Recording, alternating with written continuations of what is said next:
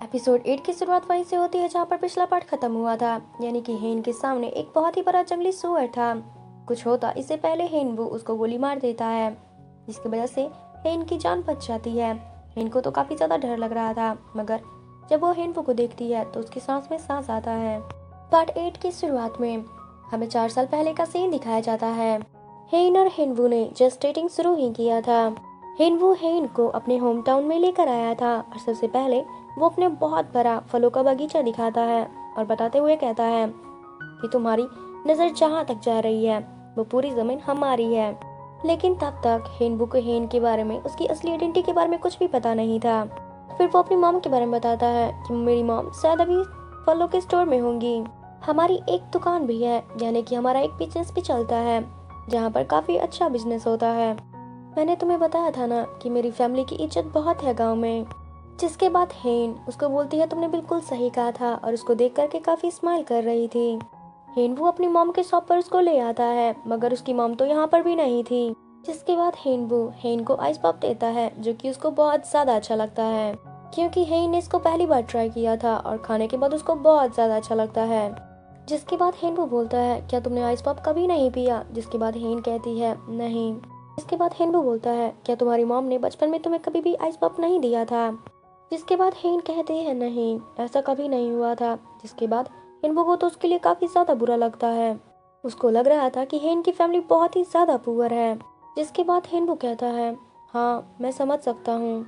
जिसके बाद हेन पूछती है तुम क्या समझ सकते हो? जिसके बाद हेनवू बोलता है तुम हमेशा होल्स वाली शर्ट पहनती हो। जिसके बाद हेन कहती है वो तो विंटेज स्टाइल है, जो कि खास यूरोप से।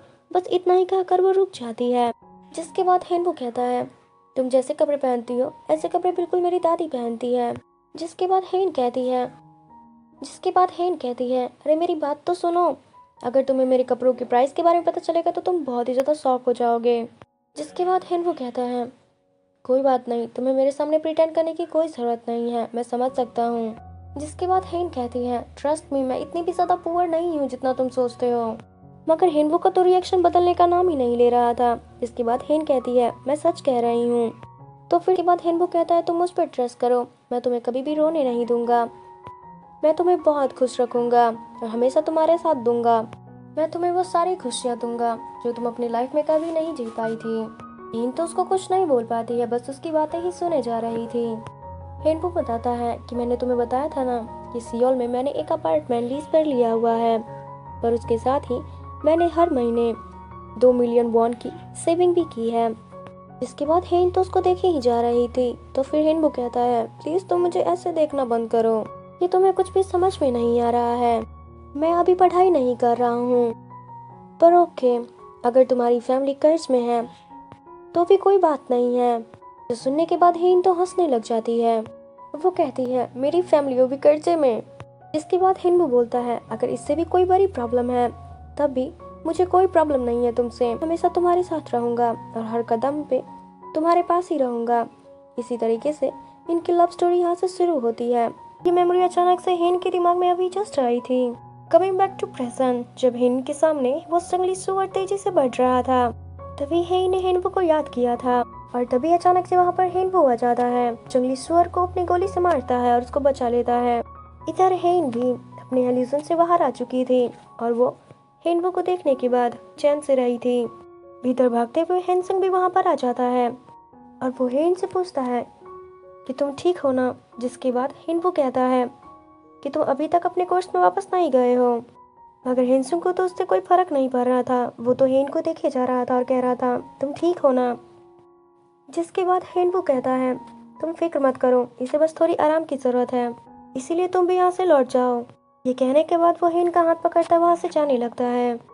हेन जब उसके साथ जा रही होती है तो फिर उसको कहती है, यानी कि हेनवू को कहती है कि मुझे तो लगा था कि आज मैं पक्का मर जाऊंगी। हेन के पैर में मोच आ गई थी, जिसकी वजह से वो चल नहीं पा रही थी।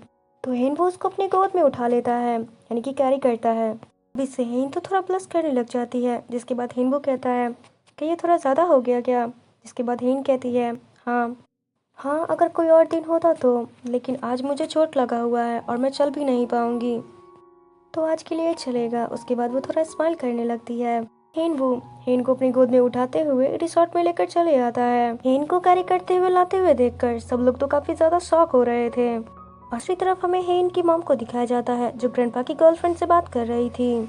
हेन की मॉम पूछती है उनसे कि वो शिकार से इतनी जल्दी वापस कैसे लौट आई, जिसके बाद वो ग्रेट समन के बारे में बताती है कि आज उनका शिकार पे जाना खतरे से खाली नहीं था, इसलिए मैंने उन्हें वापस बुला लिया।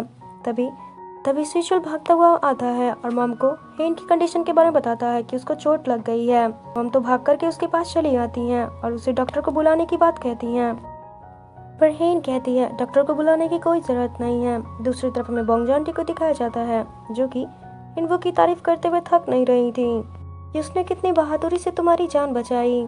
हिनवू से तो डैड भी काफी ज्यादा इम्प्रेस हो गए थे। स्विचुअल अपने डैड को कहता है कि डैड, मुझे तो लगा था कि हिनवू को यानी कि जीजू को तो गन भी उठाना नहीं आता है, मगर उन्होंने गोली चलाई और इतने बड़े जानवर को जिसे सबको खतरा था उसको मार गिराया।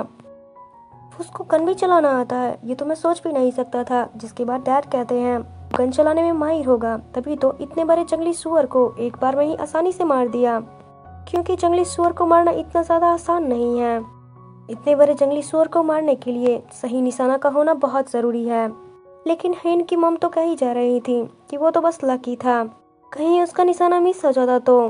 के बाद हेन बताती है हेनवू के लिए गन चलाना कोई बड़ी बात नहीं है, मिलिट्री और स्पेशल गाइड का बेस्ट शूटर रह चुका है।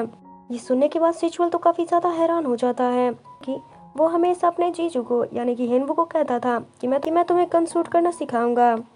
हेन कहती है क्या तुम्हें अब पता चला कि तुम कितने बड़े बुद्धू हो जो तुम उसे गन चलाना सिखा रहे थे। दूसरी तरफ हमें हेनवू को दिखाया जाता है जो कि रात के समय चेक करने के लिए गया था कि वो जंगली सुअर किस रास्ते से आया था। तो उसकी नजर एक फेंसिंग पर पड़ती है जो कि खुला हुआ था। ये जंगली जानवरों का इलाका था और यहाँ पर फेंसिंग भी टूटी हुई थी।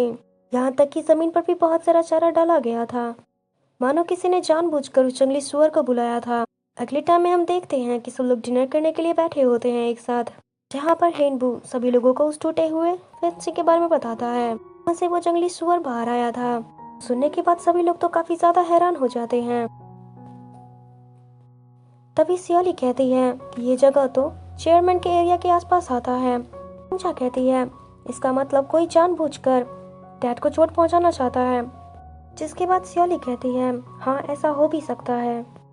जिसके बाद ग्रैंडपा कहते हैं कि मैं खुद सारे सीसीटीवी फुटेज को चेक करूंगा, मगर वो सब अभी शांति से खाना खाएं पहले।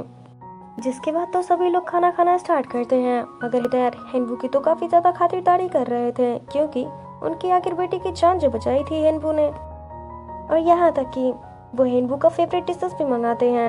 इससे हेनवू तो काफी ज्यादा हैरान हो जाता है क्योंकि